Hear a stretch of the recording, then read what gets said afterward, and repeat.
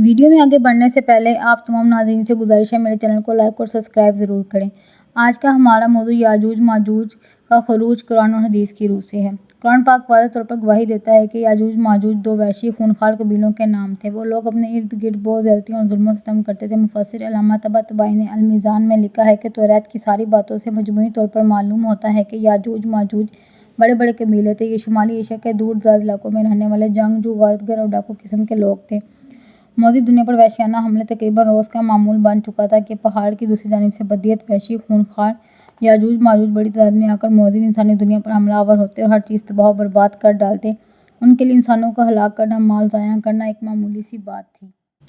لوگ نہایت خوف کی حالت میں اس زمینی آفت سے نجات کے لیے اپنے رب سے دعائیں کر رہے تھے۔ ایک صبح جب وہ سو کر اٹھے تو انہوں نے دیکھا کہ ہزاروں کی تعداد میں ایک عالی شان اجنبی فوج ان کے کھلے میدانوں میں خیمہ زن ہے۔ پہلے تو وہ حیران اور خوفزدہ ہوئے، لیکن پھر قوم کے چند سردار اس جنگجو لشکر کو اپنے لیے غیبی مدد اور نجات دہندہ سمجھتے ہوئے لشکر کی جانب گئے اور سپہ سالار سے ملنے کی خواہش ظاہر کی۔ اجازت کے بعد مقامی سرداروں کو سپہ سالار سے ملنے کے لیے خیمے میں پیش کیا گیا۔ سپہ سالار نے موجودین شہریوں کو خوش آمدید کہتے ہوئے یقین دلایا کہ ان کی فوج ان کے علاقوں پر قبضہ کرے گی، نہ ہی ان کے مال مویشی اور کھیت کھلیان کو کوئی نقصان پہنچائے گی۔ مقامی سردار جنگی لباس میں ملبوس فوج کے سپہ سالار کا حسن اخلاق اور طرز مہربانی دیکھ کر مطمئن ہو گئے، لیکن جب ان کے سامنے یہ بات لائی گئی کہ وہ دنیا کے عظیم بادشاہ ذوالقرنین سے ہم کلام ہونے کا شرف حاصل کر رہے ہیں تو بہت حیران ہوئے۔ دل میں سوچنے لگے کہ شاید یہ شخص قدرت کی جانب سے ہمارے لیے نجات دہندہ بن کر آیا ہے۔ سرداروں کو سوچ میں گم دیکھ کر ذوالقرنین نے کہا، اے میرے قابل احترام دوستو، ویسے تو میں اپنی بادشاہ سے بہت دور دیار غیر میں بیٹھا ہوں، لیکن اگر میں آپ کی کوئی خدمت کر سکوں تو مجھے بہت خوشی ہوگی۔ بس یہی وہ لمحہ تھا کہ جب ان کی دلی خواہش ان کے لبوں پر آ گئی۔ ان سب نے ایک دوسرے کی جانب دیکھا اور پھر ایک شخص بولا، اے مہربان بادشاہ، اس پہاڑ کی دوسری جانب یاجوج ماجوج نام کی ایک قوم رہتی ہے جو زمین پر فساد مچانے والے لوگ ہیں۔ اگر ہم آپ کو کچھ ادا کریں تو کیا ان کے عوض آپ ہمارے اور ان کے درمیان ایک دیوار تعمیر کر دیں گے؟ بادشاہ نے کہا، میرے قابل احترام دوستو، رب نے مجھے جو کچھ دے رکھا ہے وہ بہت ہے، البتہ اگر تم لوگ میری مدد قوت اور طاقت سے کرو تو میں تمہارے اور ان کے درمیان ایک مضبوط دیوار تعمیر کر دوں گا۔ ذوالقرنین نے دونوں پہاڑوں کے سروں کے درمیان جو خلا تھا اسے لوہے کی بڑی بڑی موٹی چادروں کے ساتھ پر کر دیا اور پھر چادروں کو خوب گرم کر کے ان پر پگھلا ہوا لوہا، تانبا اور سیسہ ڈال کر اسے مضبوطی سے بند کر دیا، جسے عبور کر کے یاجوج ماجوج کا دوسری طرف آنا انسانی آبادیوں میں اب ناممکن ہو گیا۔ ڈاکٹر اسرار احمد تحریر فرماتے ہیں کہ اس دیوار کے احصار مغربی ساحل کے ساتھ ساتھ دریا بند کے درمیان اب بھی موجود ہیں۔ یہ دیوار 50 میل لمبی، 29 فٹ نیچی اور 10 فٹ چوڑی ہے۔ آج سے سالوں پہلے لوہے اور تانبے کی اتنی بڑی دیوار تعمیر کرنا یقیناً ایک بہت بڑا کارنامہ ہے۔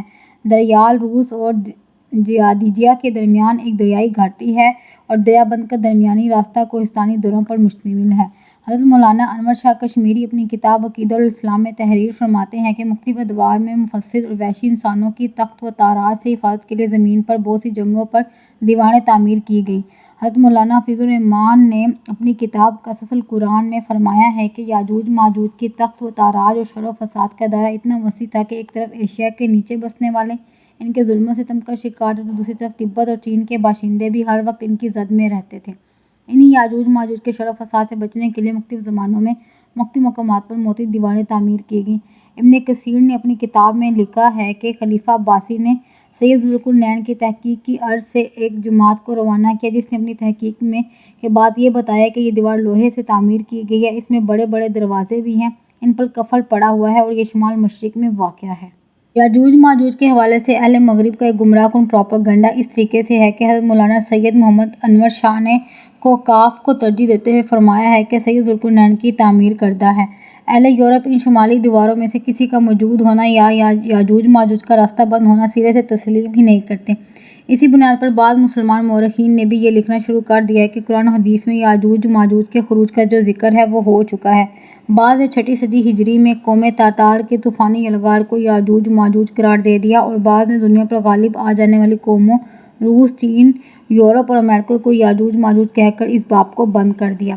علامہ شہاب الدین نے اپنی تفسیر روح المعانی میں تاتاریوں کو یاجوج ماجوج قرار دینے والوں کی سختی سے تردید کرتے ہوئے فرمایا ہے کہ ایسا خیال کرنا کھلی گمراہی ہے اور حدیث کی مخالفت ہے، البتہ یہ فتنہ یاجوج ماجوج کے فتنے سے مشابہ ضرور ہے۔